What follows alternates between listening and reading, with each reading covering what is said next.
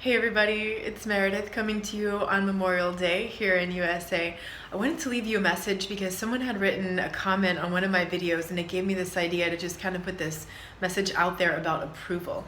And I had commented in one of my videos about how at some point as a victim of a narcissistic abuser, you probably learned to transfer your sense of approval to someone else. And how did they do that? They did that through flattery. So by flattering you and by flattering all the things that they knew that you really wanted to hear, maybe no one ever flattered that thing about you. Maybe you felt like no one ever listened to you and it seemed like this person was really listening to you. Maybe you never felt attractive and this person was just telling you how attractive you are. Maybe you always hated your thighs and this person is telling you how much he or she loves your thighs. Whatever it is.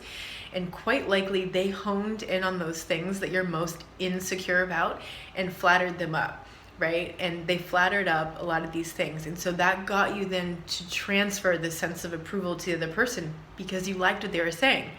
So then down the road, when the idealization flipped to the devaluation, when it suddenly became cruel and mean and all these put downs, what was happening was that your sense of approval was still attached to them.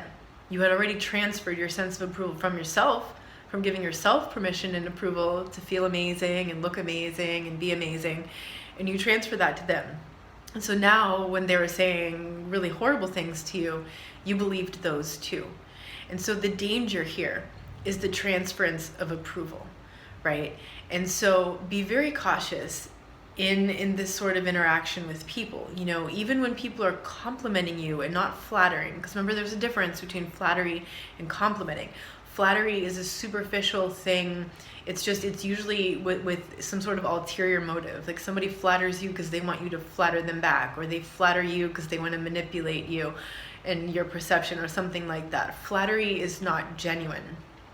Compliment is genuine. It's just someone genuinely compliments you on something about you and they don't expect anything back. They don't want you to immediately fire back something. Oh, I really love your shirt. Oh, thanks, I love your blouse. They don't expect this kind of exchange because they're not asking for something else, right? So that's the first thing, is to notice the difference between a flattery and someone complimenting you. But when it comes to the transference of approval, make sure that that's always within you. How do you tell? How can you tell where that sense of approval is coming from? So I think this comes from Buddhism. I heard this many years ago, and this really makes a lot of sense to me now. You should react the same when someone is telling you something wonderful about you, just as you react when someone is telling you something really horrible about you. You are equally unmoved, right? So if someone flatters you and you're like, oh, I really like what you're saying, and you lean into them, right? So say they're here and they're flattering you and you lean into them, right? Now you're leaning on them for that sense of approval, and all they have to do is take a step away and you fall flat on your face, right?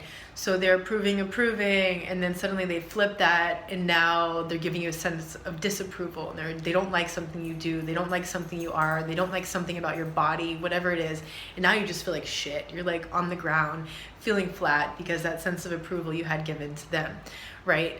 Versus if you had acknowledged from the beginning that when someone is giving you something positive or someone is giving you something negative, that doesn't change how you feel about yourself, right? That sense of approval has to come from inside you. You have to feel it. You have to know it. And then when someone says you're awesome, or they like something about you, or they think you're attractive, hey, thank you. And then when someone says really something shitty about you, you're like, okay, thanks, or oh, okay.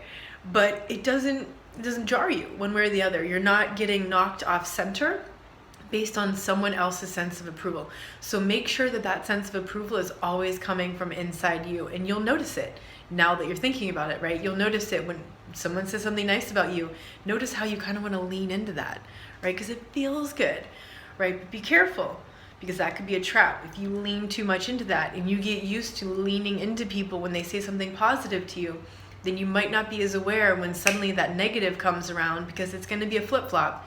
In the narcissistic abuse, it's going to go back and forth between sweet and mean and idealizing and devaluing. And if that person's being nice right now, you bet what's coming around the corner is not going to be so nice, right? So make sure that sense of approval is coming from inside you. Don't get swayed. Don't get knocked off center. And if your own sense of approval isn't healthy, that's what you need to work on, right? That's what you need to work on. And only you can do that. You can't be relying on someone else to fill you up with compliments so that you can feel good about yourself. You have to decide that. So keep that in mind. Give that sense of approval to yourself, and don't listen too much to what other people are saying. Listen to them, but don't fall into them. So I just wanted to put that out there for you. It's something to keep in mind when you're having interactions with people. It's a holiday weekend here in the USA. A lot of people are going to barbecues and parties and stuff, and it's a great opportunity to really practice your awareness, right? You go to a party, maybe there's people there you don't know, maybe you know everybody. It's a great time to really center yourself in yourself and really feel, how do you feel in this situation? And notice the interactions with people. Notice what people are saying to you. Notice how you feel when people are talking to you, because it's often less about the words they're saying, but the underhanded tone under the words, which implies the abuse, especially with covert narcissists, covert manipulators, covert aggressors.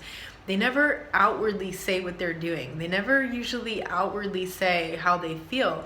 They'll say something and then they'll leave that doubt to you, and they'll make you read underneath the lines, or just you intuitively sense. It just feels icky. Something doesn't feel good about that. And notice that. So use this opportunity. If you're at a family party and there's narcissists in your family and it's really, really difficult, turn it into a game. Turn it into a game and practice identifying the tactics that the narcissists are using. Oh, that's that, and that's that. And when they're saying something to you and it seems like they're concerned, or it seems like they care, or it seems like they're praising you, but underneath, you also sense that underhanded put down.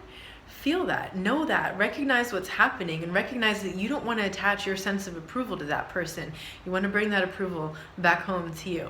So I hope you're having a wonderful day and enjoying the holiday weekend, and a big hug to all of you.